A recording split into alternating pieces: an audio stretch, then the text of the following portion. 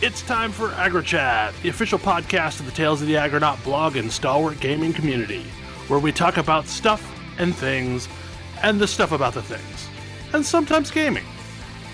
I'm Belghast, and let's start the show.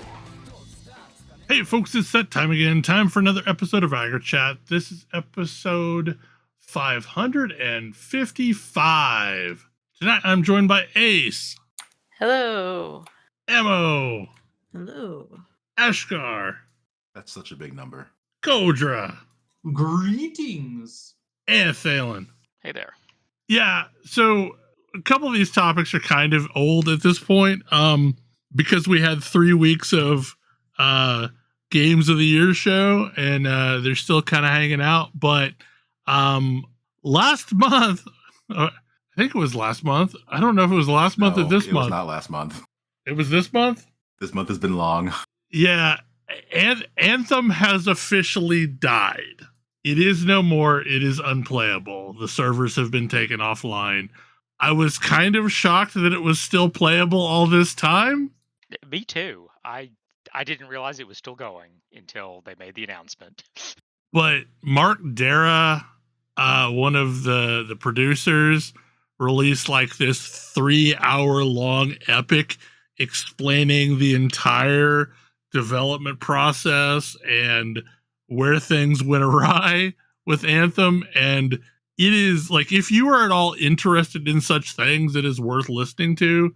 But essentially, like, the high point is the entire time they fought against the concept that they were making a looter shooter, and they should have just made a looter shooter. Yeah. I feel like I even understand why that might be, but yeah. Well, I did mean, not it serve was the game they made. did not serve the game that they were making. Also, the decision to make it server authoritative instead of peer-to-peer is probably worse for its fate in the long run. And so one of the interesting things is they spent 2% of the development budget on tools generation, which is apparently ridiculously low. And as a result, it was very hard to make content for the game. They had no mature tools to churn out content for the game, so that the content never came. And like they rebalanced what they had, but they weren't being given the resources to build more content. So, and at the time of launch, no one had ever done an end-to-end playthrough of the game. Oh my goodness. Oh boy. They were doing like an iterative playthrough for the game, where like one person would start a character and they would work their shift, and then the next person would tag in and level it some more, and then the next person would tag in and level it some more, so that no one person saw all the content. That explains so much. Wow. Yeah, because in general, like, the moment-to-moment gameplay was a lot of fun. Yeah. But over time, like, there just wasn't that much to do. There wasn't. They thought they had way more content than they actually did. And like I was about to say, it's like when you say like they spent so little on tools budget so that it was hard to make content, this makes sense. Not because like they took too much time on DLC or like post release content, which I don't really know, but like there wasn't enough content at the start. Mm-hmm. Right.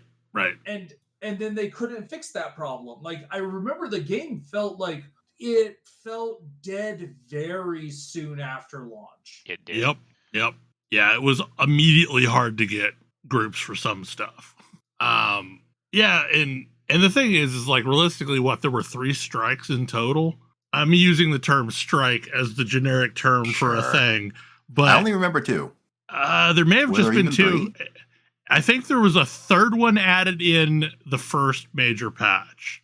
But yeah, when you're grinding like a handful of things, I mean, to be fair, like that's kind of been one of my core complaints with 14 patches at times, is when, you know, there were only like 2 dungeons to play through. Always 2 dungeons.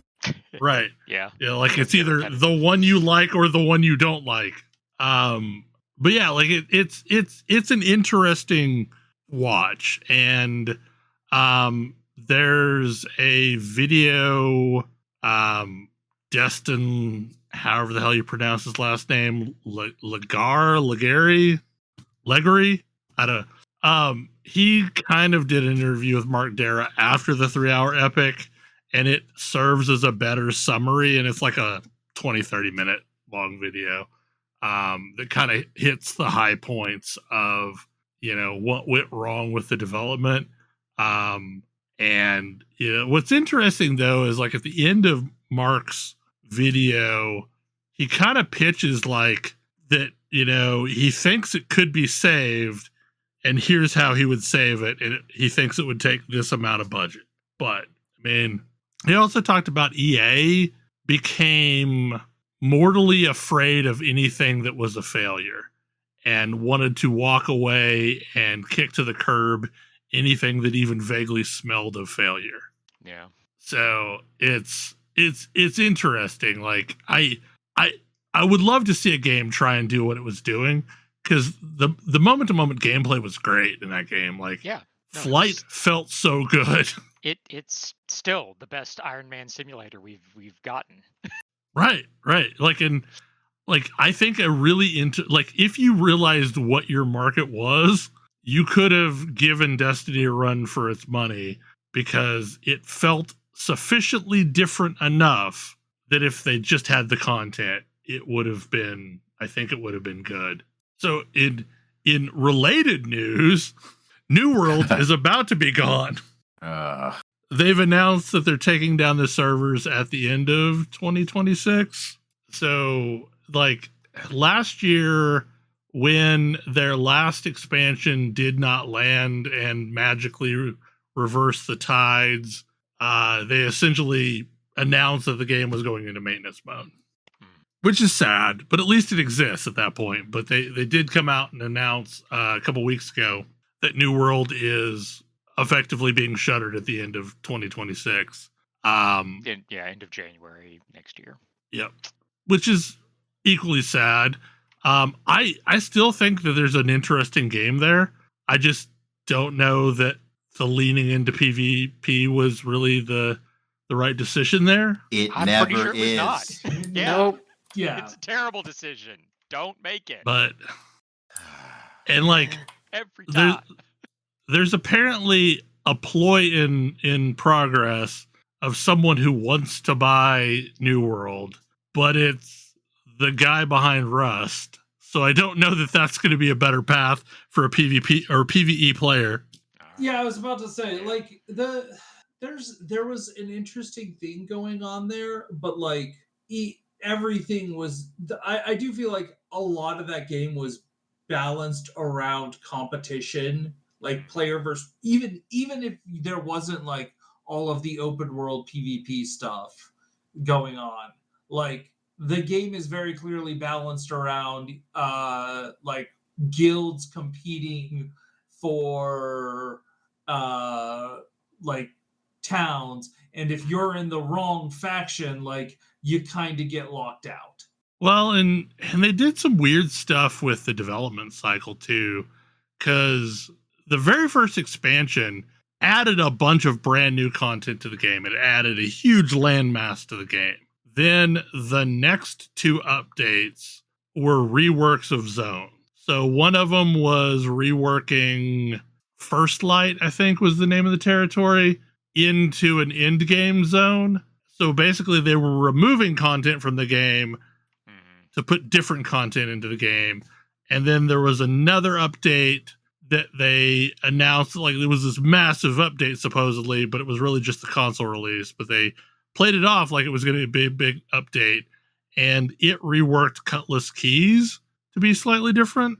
And then finally, the one that didn't land amazing around Halloween was another new landmass. So like realistically, there were 4 updates to the game, only 2 of which actually added new content.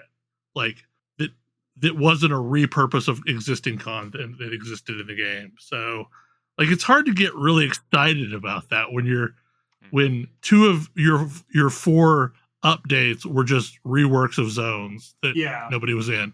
So it'll be interesting to see, like, one, I guess the dude behind Rust is offering 25 million to buy it. Amazon? Yeah. Is that not a rounding error to them? I'm sure it's a rounding error, but I don't know, like, they may want to, like, make a non-zero amount of money from it because they're just going to close it. Fair. Like it's like letting a home rot instead of selling it. I am definitely more sad about this one just because I spent more time with it and there are a lot of things to appreciate, but the sum of everything was just not my jam. Yeah.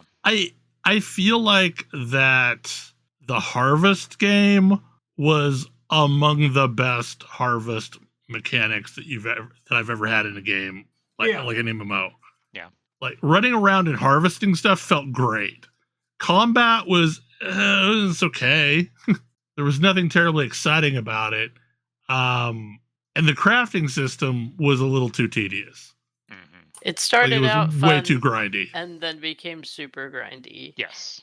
Well, the problem with their crafting system is, like, tier 2 required tier 1, tier 3 required tier 2.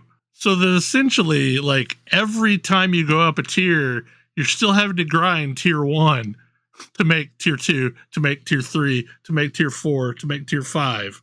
Well, and clearly the intention was you would buy those lower level resources from other players who actually wanted to, like, go out and harvest the stuff, but that's not how it worked in practice. That's not how crafters work.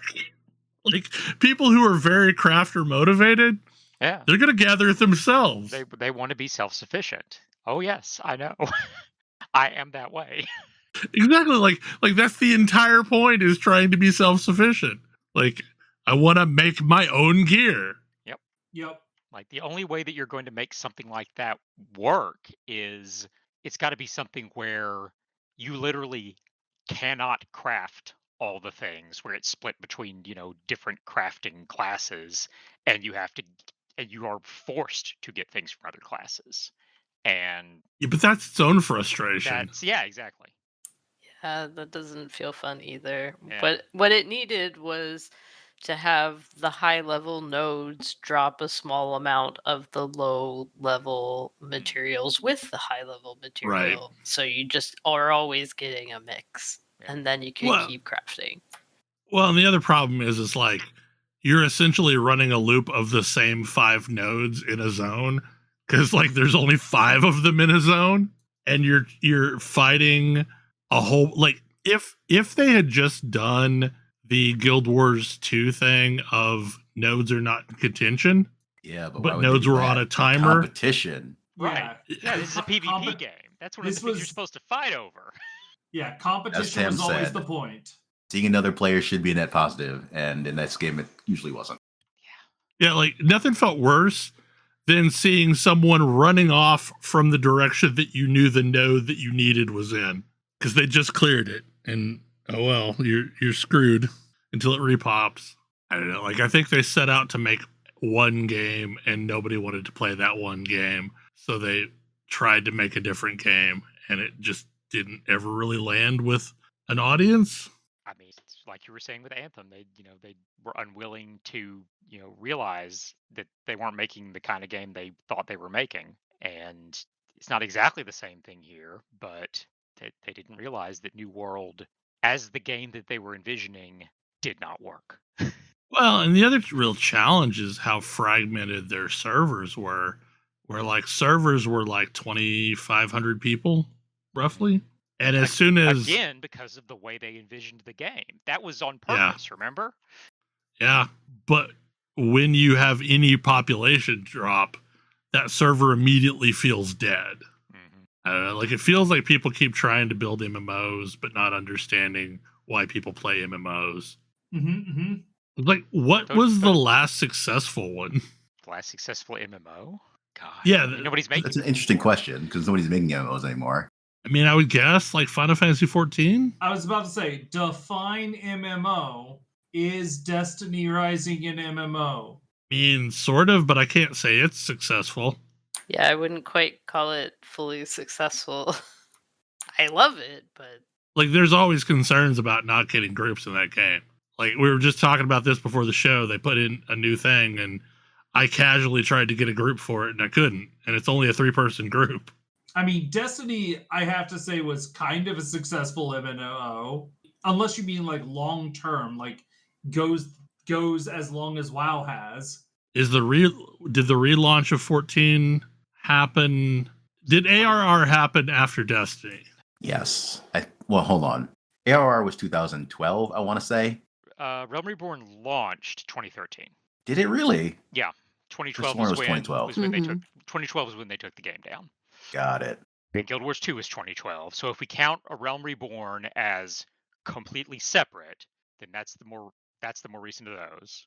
I was going to guess Guild Wars 2 otherwise, yeah. Yeah, Guild Wars Yeah, 2 was 2012, Destiny. So, yeah. Destiny was 2014.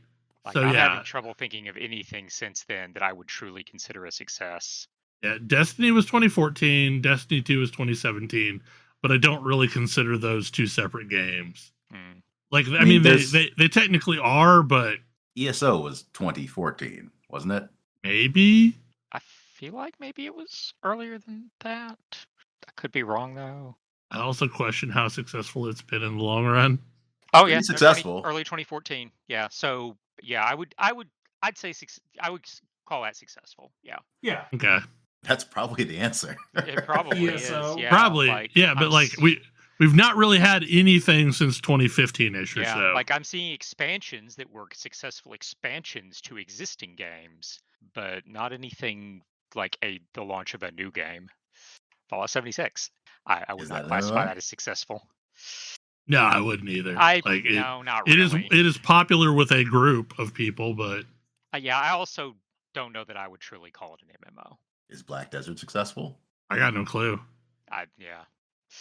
And this is also where we get to because I mean maybe spoilers for later, but it kind of like PoE 2 kind of feels MMO-y to me at this point. Not that I'm playing with other people, but I am taking part in an economy, and it doesn't. I mean, it does have large numbers of players. Like PoE 2 has way larger player numbers than PoE 1.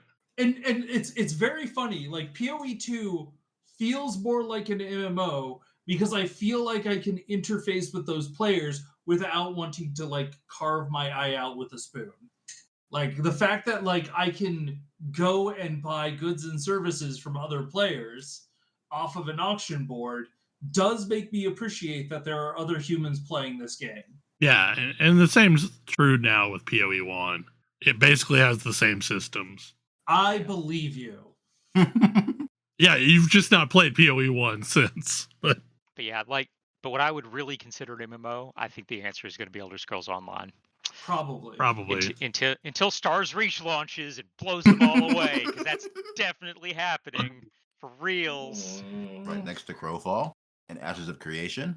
I would love Stars Reach to be whatever Brad McQuaid's awesome thing was called and super successful. I'll believe it when I see it. I don't even remember what Brad McQuaid's thing was called now. Pantheon? Yeah, I think it was Pantheon. I mean, this is also where we start to ask about so many gotcha games. There are a lot of those. What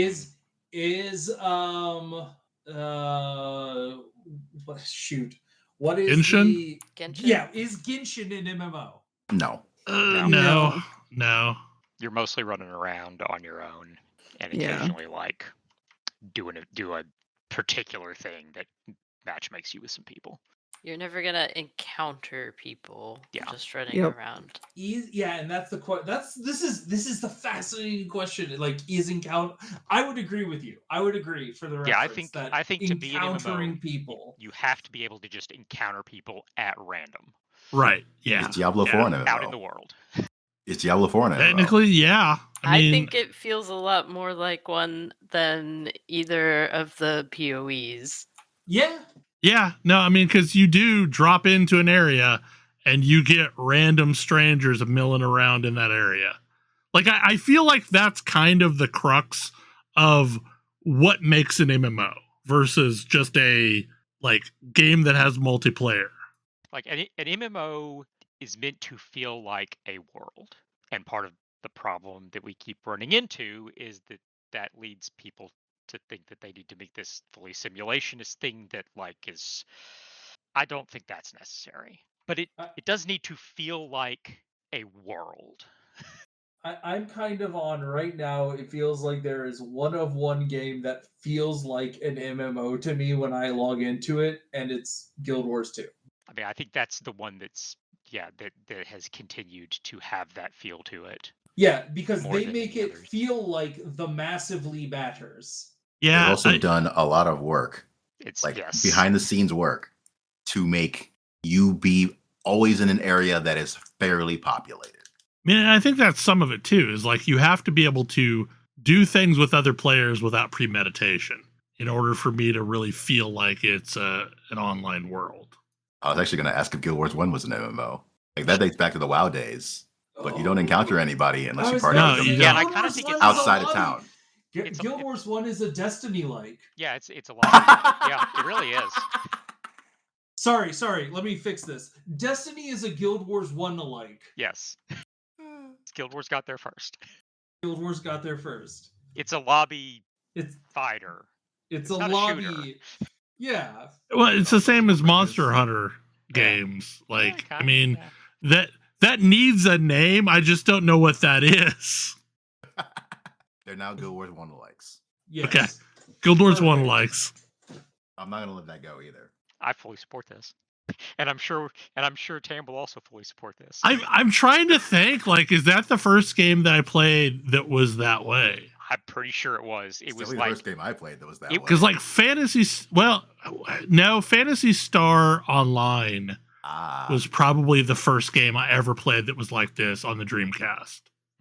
To where you go to town and you meet up with people and then you go form parties to go do the things. So they're all PSOlikes. I hadn't thought of that because I'm okay with a PSO like. Yeah, I hadn't really thought of it because that was a console game. But yeah, you're right. Yeah, I think that was 98, maybe? 2000. PSO was 2000. 2001 in the US. But well in advance of Guild Wars. So yeah.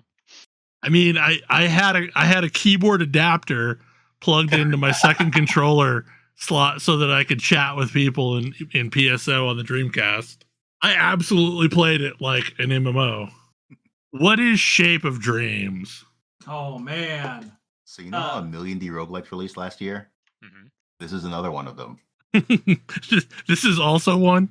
I think this is a very good one that got overlooked last year in all of the commotion, as it were. I mean, it certainly looks pretty.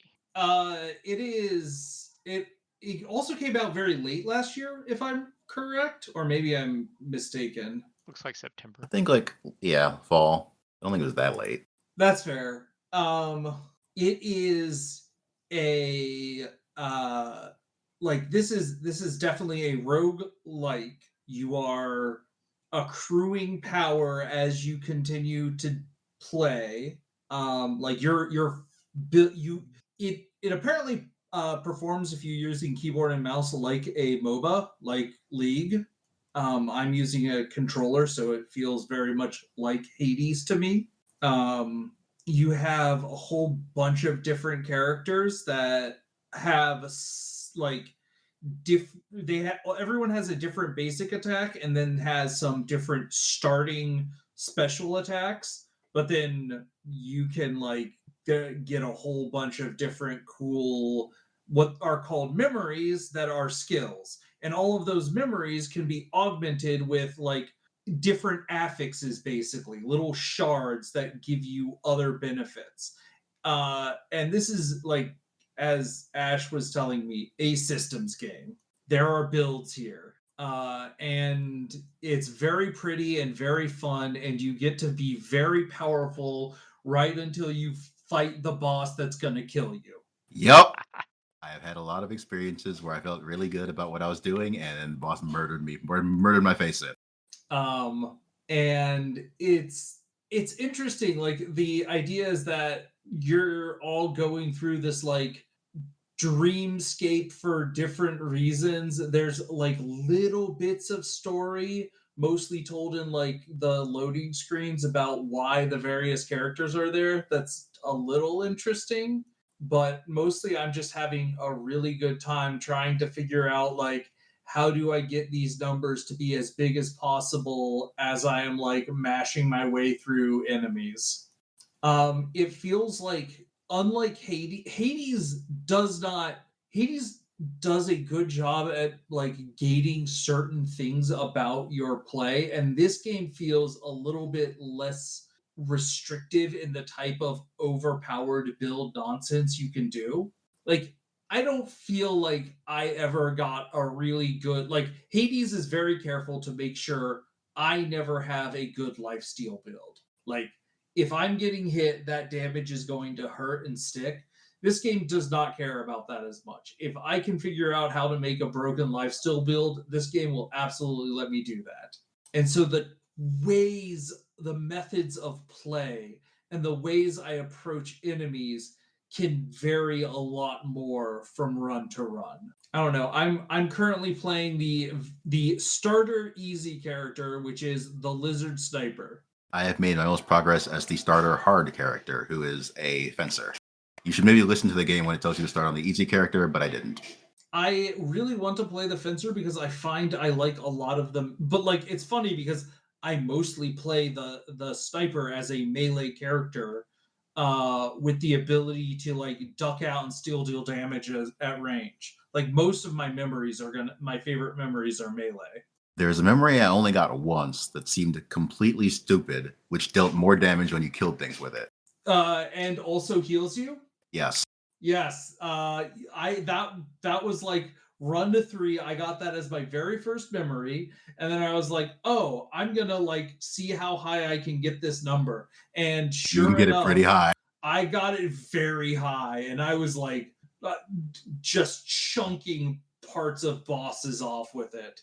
But yeah, and then eventually but like it is very interesting because the game does continue to escalate, and I find that it does a good job at escalating such that the thing that's going to get you is going to be the big climactic bosses. The bosses are definitely for the most part harder than the like mini bosses, the other areas.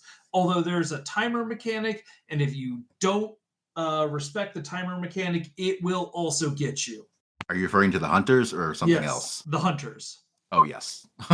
This is not like a timer, like a speedrun timer. This is more of like a turn counter. Like if you mess around for too long in an area, bad things will happen to you. As in things start to snowball?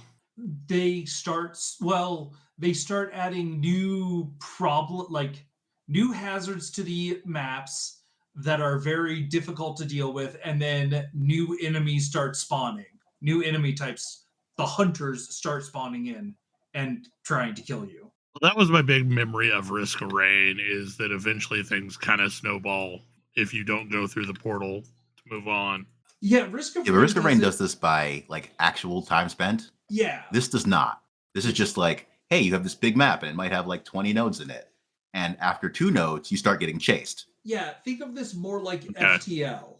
Like in FTL, there was always like a armada following behind you and like eating up nodes behind you, and you're always like trying to push forward. That's what this is. It is challenging because there was at least one like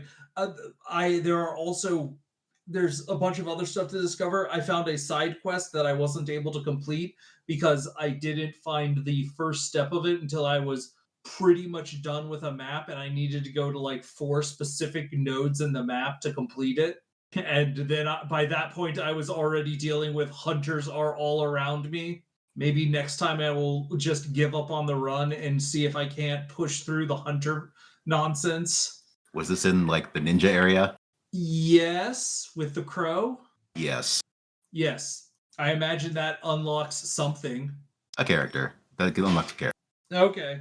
It is also interesting how there are basically like support items that augment your like used abilities. and those can also be leveled up and empowered via currency, and also getting other like if every time you get one of a specific type, it will, if you don't already have it, you now can slot it in. If you did have it, it just adds its quality to your current one. And so as you get more and more of these, like, it can really ramp up the power of these support items. So, for example, on my best run ever, I got an item that only augments skills that have charges. And basically, the idea is that you can use this item, like this skill, 3 times normally before the cooldown has to reset. But the cooldown starts after you use the first one, so if you have enough charges, you can kind of just keep continuously using it. And so I just kept increasing the value of that support item to get more and more charges added to that skill. Again, just like an endless number of permutations you can do when, like, sort of crafting this character on any given run. A thing that I have not seen in this game, I don't know if it exists, is the ability to shape your build in any significant way, like before anything. Like, a lot of times you get one-off random rewards, and the shop gives you some options, but As in to kind of put your thumb on the scale for a specific run? yeah, things like the boon Okay. trinkets in Hades, or the god trinkets, rather. There's less that I've seen of that, although that would probably exist in the blue area of the character's tree, if it did. Fair. Because, so yeah, there are 4 sections of your character gets, like, the out of game, the non-state, the currency that you can use to, like, buy permanent upgrades. You buy those as, like, either attack, defense. The blue is like your in-run currency manipulation, and then the yellow is like for like special skills that enhance any enhance your, like, starting stuff. And so that's one of the things where I have gotten to the point where I only really focus on having one good starting memory that I'm planning on keeping, whereas the other one I usually try and replace with another type of memory. But I'm only playing on the one character so far. I should really replace Mist Ultimate with another memory that I actually want to use. It's very good, but the cooldown is very long. I don't like ultimates. The cooldown is too long. But yeah, I am really enjoying this game. So Thursday afternoon was the beginning of Legacy of Phrecia 2.0, and I am nearing Katava on my run, and my goodness, is it harder than people thought it was going to be. So I did not make my life easy, because I am playing Servant of Arakali, which has a bunch of minion poison nodes, and I'm doing poison SRS on it. And in order to do that, I had to mule a witch so that I could get the abilities that I need early on to actually play as the thing. The problem is I was so paranoid about leveling up those first gems that I right-clicked on them. And for those who haven't played PoE, right-clicking on them makes it so that it doesn't ask you anymore to level that gem up. It used to be that when you move the gem to another character, it would ignore the fact that you had basically muted level ups and start asking you again. At some point, they changed that. So I leveled all the way to 34 with level 1 Summon Raging Spirits. Oops. That was a decision. It was wild that I was able to get through any of the fights like that. I mean, it sounds like it wasn't a decision, but Yeah, no, it wasn't a decision. And it was amazing once I put a few levels onto SRS, what a difference that made. once I got Envy at the first lab, it was basically easy mode from that point forward, where basically one of the traits on Servant of Arakali is you end up getting a level 15 Envy, which at the level you can do lab 1, a level 15 Envy for free is ridiculous. But also, like, this is using the gauntlet modifications. So when you fight Hillock on the beach, Hillock is witnessed by Maven and also has this brutal jump attack. I think it was the Act 8 boss had the brain from Maven, like the Uber Maven fight. Yeah, like all the bosses are way harder than they should be. And when you go into the boss chamber, you have to fight every unique mob from that act in rapid sequence before you actually fight the boss. So it's like you're doing a Maven witness of like 10 bosses and then fighting a boss immediately after it. Also, every map has at a minimum the mod unique monsters in area enrage on low life. So bosses go from being probably reasonable to being brutal like really quickly. When you get into maps, all of your maps have at least one random modifier on them. It's gonna be weird and interesting. But I like the alternate ascendancies for Phrecia, so I'm having fun. It's just I wish that we weren't doing this with Gauntlet and engaged. Yeah. Like, it would have been much more enjoyable if it were just kind of a vanilla Keepers, but with the Phrecia ascendancies instead.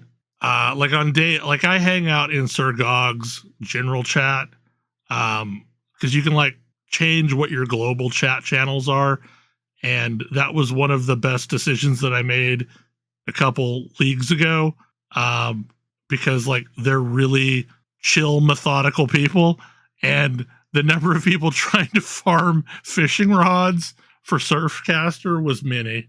Because like there's some of the buffs. Hilarious thing to me.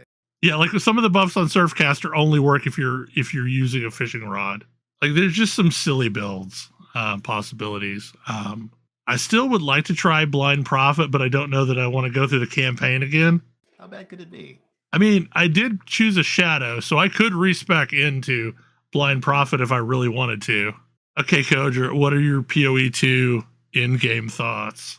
So I've been playing. I got to the end, quote, which was very. I think I don't remember if I mentioned before, but like the end of the game currently feels very abrupt because it kind of feels like there's some missing story post the interlude.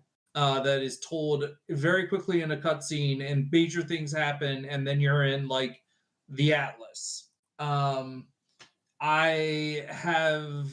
enjoy doing the Atlas quest. I mostly agree that like it does feel like finding areas of corruption probably need to be a little bit more common. Like all I'm doing now is like, how do I get to the next tower? How do I get better vision so I can like try to push my vision outward and find an area of corruption to do the quest. But I do like that I constantly have quests to be doing, and like I just don't feel to do. I don't feel like the find the corruption is as meaningful feeling as the 115 of 115 unlocking maps. I don't know that I agree. I actually think it feels way better than that for me because really? Yeah, because I feel like I'm actually like I like that I am like feels like there is a geography I am pushing out against. Like it feels like there is a world I'm exploring as opposed to like I am just lobbying myself at a whole bunch of random maps by name. Like I like the way that atlas works. Like I have waystones, but like ultimately I have a node and I'm going to go to that node and I'm going to do something there. I think I like the smaller incremental progress rather than I did a thing and now here's a bunch of nodes. Oh, it's less about for me. I probably agree that I like the way the points are doled out like more incrementally. But what I like about the current Atlas is that it doesn't feel like 115 disconnected maps, because like I am actually like, there is like, when I go to a tower icon, I am generally doing something like, more often than not, tower related. And like, I enjoy the way unique maps work, where I am like going and I am hunting down, I'm going to like specific maps to try and like get these wisps to guide me to this special this special unique map. I thought that was neat. I also like the fact that I'm getting all of these like specific Atlas point rewards for all of the various in-game contents based on doing those in-game contents. Like I get Abyss map, I get Abyss points for doing Abyss. I get Expedition points for doing Expedition. Now, I'm currently on like, how do I get my next set of Expedition points? How do I get my next set of Abyss points? Like I have a quest, but it's like, go fight this thing in this place, and I've never heard of that thing or that place, and I don't know how to get there yet. You have to win RNG and have that boss show up for you. Got it. Nice. Love it. Yeah, that's my problem with the way that the progression system works, is like, well, I hope you are lucky in finding the boss that you need. Because like, it's basically, after a point, it's just killing slightly harder versions of that boss. Yeah. And like, I actually really liked I like the way that you fight the King in the Mist. I don't necessarily like, I thought that was interesting. I thought the way that you get breach shards is interesting, and like you can fight harder and harder versions of those for more and more breach shards and or the little splinters. I haven't done enough to get to the simulacrum yet, but I'm looking forward to that. I've also been enjoying the temple, although I've just now defeated at Ziri once, and I'm like, okay, but now what do I do? Like, I'm being told by this guy that, well, we clearly didn't do that fight well enough. We should just keep doing it over and over and over again. And I feel like you've beat the temple at this point. If I've beaten at Ziri, I've beat the temple. Yeah, it's not going to get any harder. Is that true? I understand there are ways to juice temples to the point that my build isn't supposed to work in them.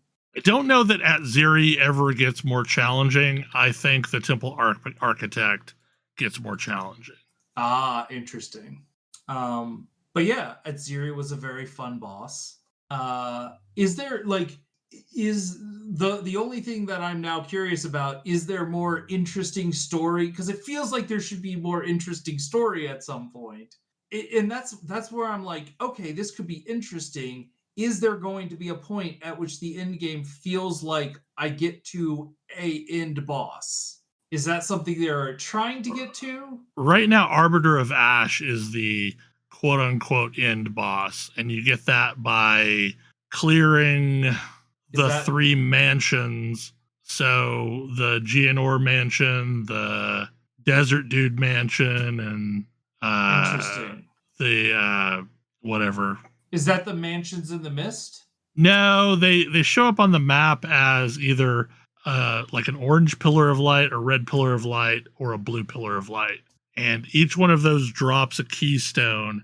And then there's a I forget what it's called. There's like a gateway or something near the start of the Atlas, and you put all 3 keystones in, and you fight a boss called Arbiter of Ash. Neat. And that is the quote-unquote boss of PoE2 right now. Okay. So but there's nothing telling you to go do that thing.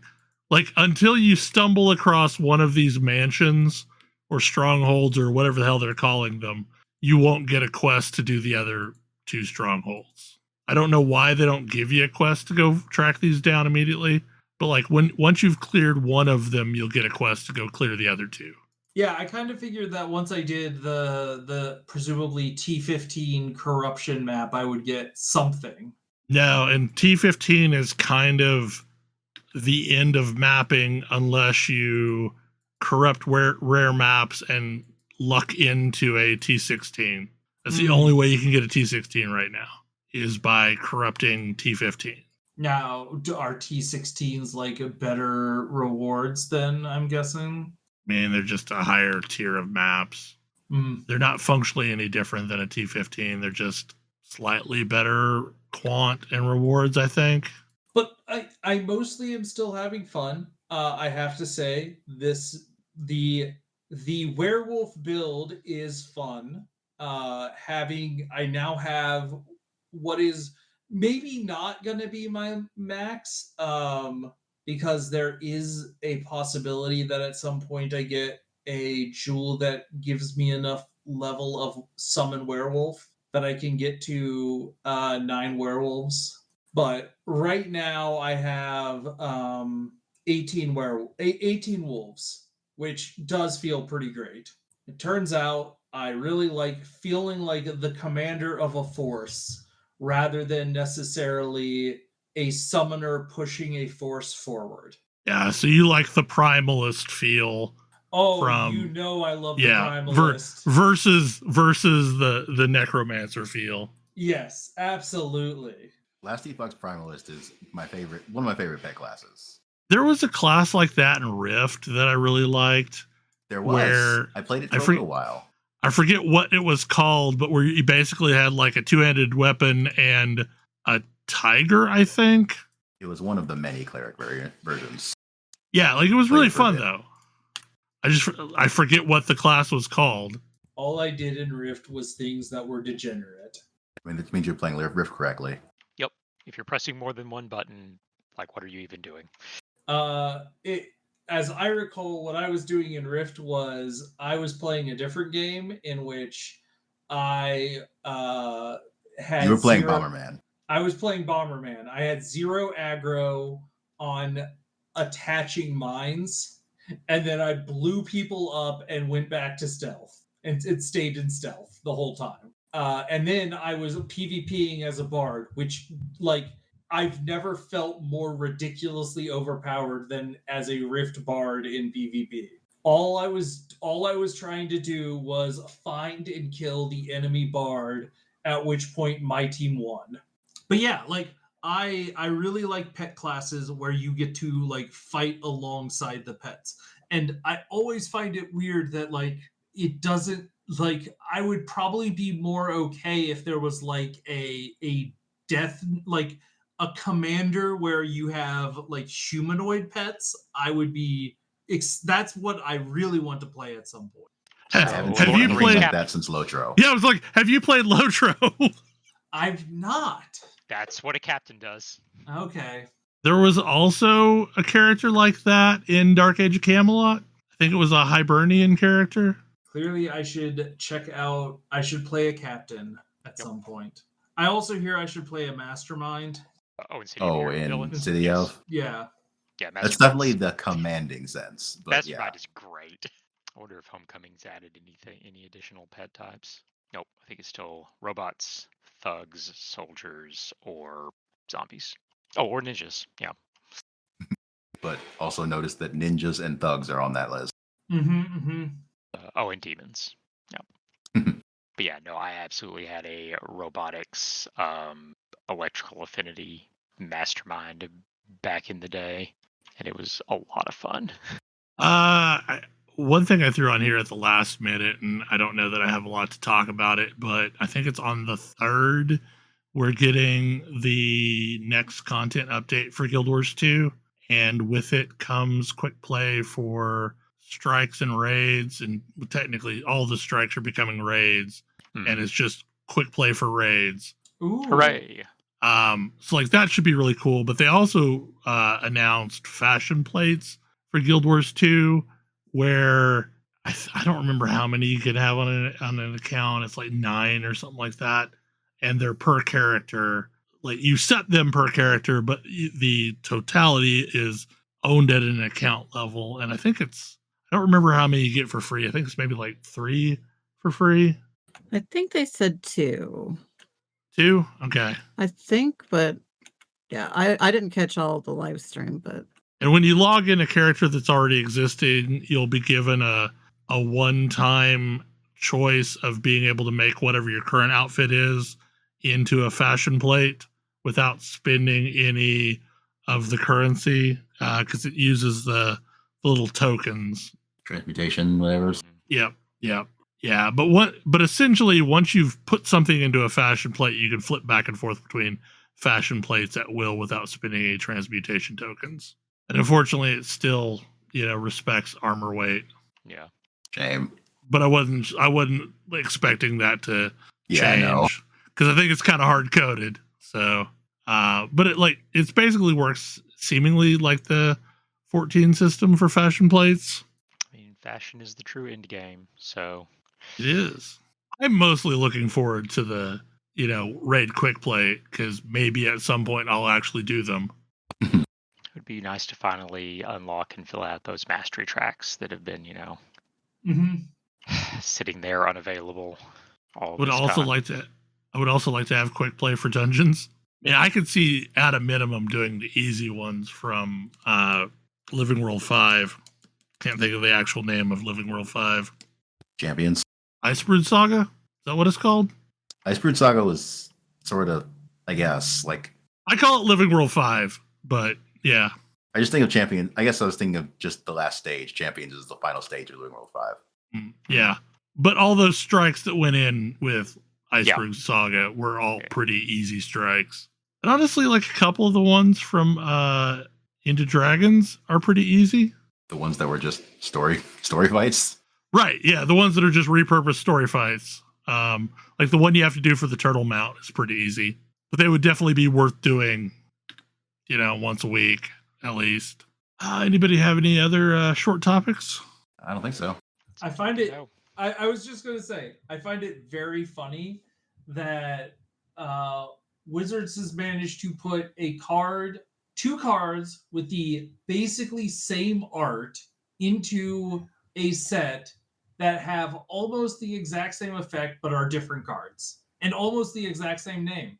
I really worry about Wizards' quality control right now, because there is a card with art called Day of the Black Sun, and it is 2 black and X, and all creatures lose all abilities, and creatures with toughness less than X are destroyed. And then there is the same Black Sun's Zenith, which is a reprint, which is 2 black and X.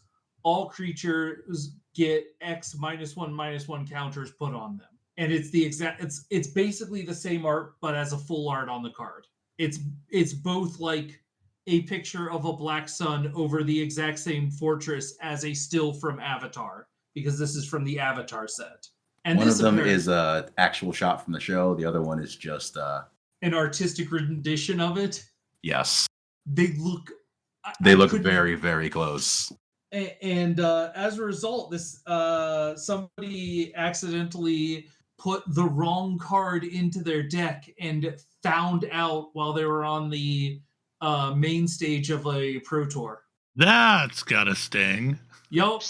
Apparently, now investors in Hasbro are suing Hasbro over the destruction of the Wizard brand for printing too many cards. Yeah, I only have angry noises for this. Well, that sounds like that's a show. Hopefully you enjoyed it, and we will see you next week. Good night. Good night. good night. good night. Good night. See you.